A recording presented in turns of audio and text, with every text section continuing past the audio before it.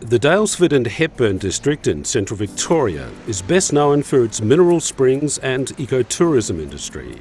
But in 2011, on this farm just outside of Daylesford, the region came to national attention for an entirely different reason, with the launch of the Hepburn Wind Farm. The Hepburn Wind Farm is the first larger-scale renewable energy project in this country that is entirely community-owned. In fact, it's more than that, as it owes its existence to the energy and enthusiasm of the local community and the support of Sustainability Victoria. The story started back in 2004 when a proposal for a commercial wind farm was put to the local community. Daylesford resident Pierre Bernard immigrated to Australia in 1989 from Denmark. In Denmark, like many parts of Europe, wind energy is an established industry, and community-owned wind generation operations are common. For this reason, Pierre and some of his friends attended a community meeting full of expectation. Some of us went to the first community meeting with excitement towards how it's being implemented, and we were shocked to find the entire community had turned out with a lot of anger, a lot of fear, and there didn't seem to be any connection between the wind farm company and the community. It was quite clear to us that there was something missing for renewable energy, in particular wind, to be rolled out in Australia. The following weeks I thought more about it and talked to some of my friends, and we thought, well, maybe we could do our own. Pierre realised that getting the support of the local community was vital. We held a community meeting in the town hall, sent out some flyers, put some ads in the paper, and pretty much filled the town hall. I think a lot of people turned up to oppose the next wind farm in the area, and learned through the evening that here was a group that was proposing a completely different model, that we as a community would come together and form a cooperative and own and build our own wind farm. Not a big wind farm, just big enough to power the town. And the evening turned from a lot of concern to huge excitement, and the project was started. Pierre and his friends hit a chord with community sentiment about renewable energy. But what they were not expecting was the effect their proposal would have on community interaction itself.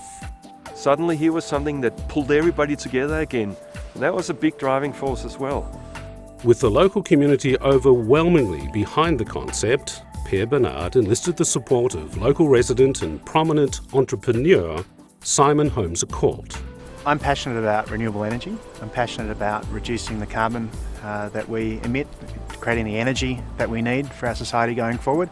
This project really captured my imagination early on, that not only would we start generating power locally rather than bring it in from coal-fired power stations 400 kilometres away, but at the same time we would give the community a vision, a project to gather around and do something together constructively. After the initial meeting, we got down to business, which was to form an association. We formed a steering committee, registered the association, and went along several tracks at the same time. One, probably the most important in some ways, was to really gather the community support. So we started with a fortnightly street stall in the main street. Throughout the project, we did that. Very, very important. We needed to keep spreading the good word, educating and getting the support, getting members to the association. One of the community initiatives was running bus tours to other wind farms in order to allay fears and address any negative preconceptions residents may have had about the wind turbines. Initially it was difficult for everyone to take the project seriously. Yes, we understood in town, and we were all, once we had everyone signed on, we were all gung-ho about it. But having industry, having the regulators, having government understand our vision and bringing them along for the journey. At first they thought it was a pretty crazy idea and we couldn't pull it off as a small community, but gradually, bit by bit, we showed them we were capable. We grew our membership, we grew our investment base, and gradually we showed people that we were serious, to the point where we now have two turbines up on the hill. It was the dialogue with Sustainability Victoria that led to one of the most important milestones in the project. Sustainability Victoria agreed to fund $975,000 towards the project. Sustainability Victoria saw value in supporting a community with an inclusive and innovative model for wind farm development. Sustainability Victoria has been critical to the success of the project. Right from the beginning, they understood the benefits of the model that we've built here, and they created a very well constructed grant that laid out a whole set of milestones that together gave us our business plan that took us everywhere, right from the beginning all the way up to having our turbines on the hill. Without their mentoring and strong support, a project wouldn't have got to where it is now. In July 2007, the Hepburn Community Wind Cooperative was formed to manage investment in the wind project. We've built our project with the cooperative structure. Cooperatives are used very commonly in regional Australia for infrastructure, whether it's grain handling facilities or dairy cooperatives. It's a very common structure for communities to own their own infrastructure. The cooperative has a really nice feature about it, that it's one person, one vote. So whether you have 100 shares or 100,000 shares, you come to our annual general meeting and you've got the same voice.